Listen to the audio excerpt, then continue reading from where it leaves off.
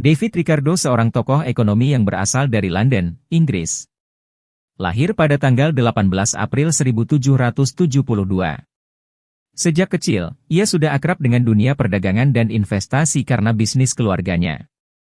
Namun, karena perbedaan keyakinan, ia memutuskan untuk hidup mandiri dan membangun karirnya sendiri di sektor keuangan. Karya terbesarnya, On the Principles of Political Economy and Taxation, 1817, memperkenalkan beberapa teori penting dalam ekonomi.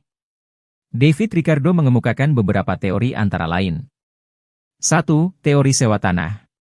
Teori ini menjelaskan bahwa tingkat kesuburan tanah mempengaruhi tingkat uang sewa. Semakin subur tanah tersebut maka semakin tinggi uang sewa yang akan dibayar, sebab tanah yang subur dapat menekan biaya-biaya yang diperlukan dalam suatu produksi sehingga dapat meningkatkan keuntungan produksi. 2. Teori nilai kerja dan upah. Teori ini menjelaskan bahwa tingkat upah alami dapat menentukan tingkat harga suatu produk, sebab biaya-biaya bahan mentah memiliki sifat yang relatif konstan. Sedangkan, tingkat upah alami relatif fluktuatif menyesuaikan dengan standar umum biaya hidup. Semakin meningkatnya standar umum biaya hidup, maka akan meningkatkan tingkat upah alami yang mengakibatkan pada meningkatnya harga suatu produk. 3. Teori komparatif. Teori ini menjelaskan bahwa setiap kelompok masyarakat atau negara sebaiknya menghasilkan produk-produk yang dapat diproduksi lebih efisien. Selanjutnya, kelebihan produksi yang melebihi kebutuhan dalam negeri dapat diperdagangkan dengan negara lain yang memiliki keunggulan dalam produk berbeda. Keunggulan komparatif akan tercapai jika suatu negara mampu memproduksi barang dan jasa lebih banyak dengan biaya yang lebih murah daripada negara lainnya. David Ricardo memiliki beberapa keunggulan utama dalam pemikiran dan kontribusinya terhadap ilmu ekonomi. Berikut adalah beberapa keunggulannya. 1. Ricardo mampu melihat dan menjelaskan hubungan ekonomi yang kompleks dengan cara yang sistematis dan logis.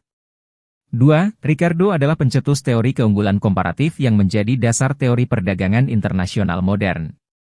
3. Pemahaman mendalam tentang distribusi pendapatan yang menjelaskan bagaimana upah, keuntungan, dan sewa tanah saling berhubungan dalam sistem ekonomi. Teori ini membantu memahami bagaimana sumber daya ekonomi didistribusikan di masyarakat. 4. Menentang proteksionisme dan mendukung perdagangan bebas seperti Corn Laws di Inggris, yang menurutnya hanya menguntungkan pemilik tanah tetapi merugikan masyarakat luas. Pemikirannya membantu mempercepat penerapan perdagangan bebas di Eropa. Kelemahan teori David Ricardo. 1. Mengabaikan pengaruh teknologi. 2. Pengertian yang salah tentang keadaan stasioner. 3. Mengabaikan faktor-faktor kelembagaan. 4. Mengabaikan tingkat suku bunga dahulu daripada pembagian kerja. Meskipun memiliki kekurangan, pemikiran Ricardo tetap memberikan kontribusi besar dalam perkembangan teori ekonomi, terutama dalam perdagangan internasional dan distribusi pendapatan. Pemikirannya mengenai keunggulan komparatif masih menjadi dasar bagi kebijakan perdagangan global, dan banyak negara menerapkannya untuk meningkatkan efisiensi serta kesejahteraan ekonomi. Dengan memahami teori ini, kita dapat lebih bijak dalam melihat bagaimana perdagangan internasional bekerja serta dampaknya terhadap ekonomi suatu negara. Bagaimana menurut kalian? Apakah teori Ricardo masih relevan dalam dunia saat ini?